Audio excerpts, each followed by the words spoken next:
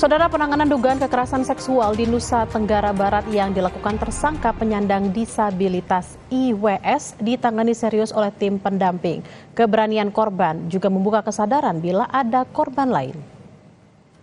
Komite Disabilitas yang mendampingi penyidik Polda NTB kemarin menegaskan penyandang disabilitas memiliki kemungkinan melakukan tindak pidana kekerasan seksual. Meski demikian, Komite Disabilitas Daerah NTB akan memantau selama penanganan kasus itu, hak-hak tersangka sebagai penyandang disabilitas terpenuhi. Setiap disabilitas sama di muka hukum, termasuk apakah kemudian disabilitas bisa melakukan tindak pidana? Sangat bisa, sangat bisa. Meskipun dia disabilitas, dia memiliki kemampuan, memiliki kualifikasi untuk melakukan tindak pidana itu. Dan itu bisa dibuktikan karena kalau teman-teman bisa melihat aktivitasnya di media sosialnya yang bersangkutan, dia bisa naik motor sendiri, dia bisa makan sendiri. Sebenarnya kalau teman-teman lihat, bisa main band, main musik, bahkan termasuk menyelam. Sebelumnya polisi menetapkan seorang mahasiswa disabilitas sebagai tersangka kasus pelecehan seksual seorang mahasiswi di Mataram, Nusa Tenggara Barat. Penetapan tersangka ini menjadi polemik setelah tersangka membantah aksi itu karena keterbatasan fisiknya. Tersangka yang kegiatan sehari-harinya dilakukan memakai kaki juga mengaku dijebak korban. Namun polisi menyatakan telah cukup bukti untuk menetapkan tersangka. Lalu bagaimana penanganan polisi terhadap kasus ini? Kita tanyakan pada jurnalis Kompas TV Fitri Rahmawati di Polda Nusa Tenggara Barat.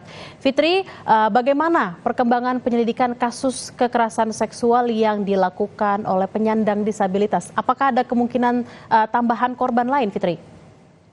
Ya, Bella dan juga saudara, saat ini saya tengah berada di Polda Nusa Tenggara Barat. Kami baru saja mendapat informasi langsung dari Direskrim Polda Nusa Tenggara Barat bahwa ada satu orang korban lagi yang melapor hari ini terkait kasus yang sama yang dilakukan oleh tersangka IWA ini.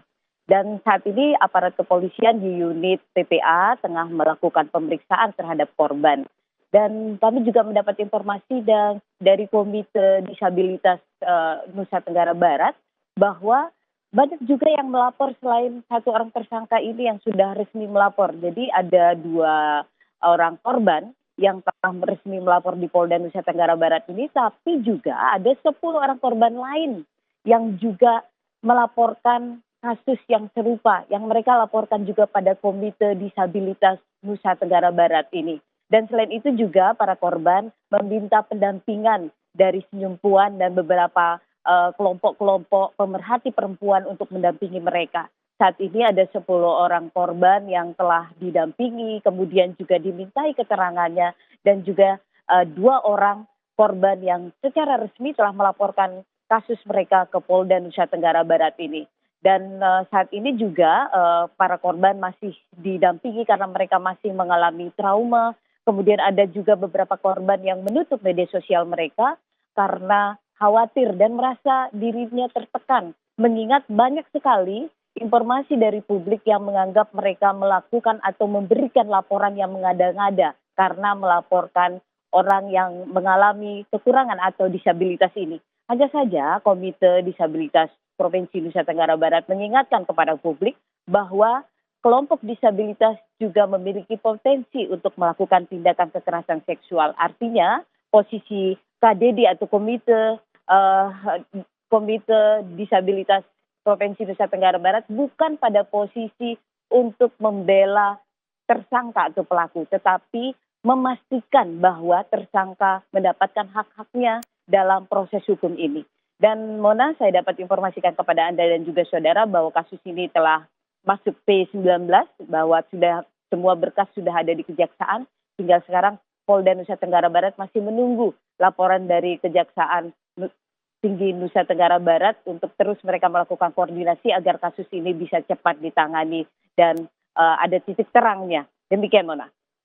Sudah ada 2 korban yang melaporkan ke polisi dan ada 10 orang yang sudah didampingi. Kita akan nantikan bersama apakah 10 orang ini juga akan melakukan pelaporan kepada polisi juga. Terima kasih Fitri Rahmawati langsung dari Polda Nusa Tenggara Barat. Selamat bertugas kembali.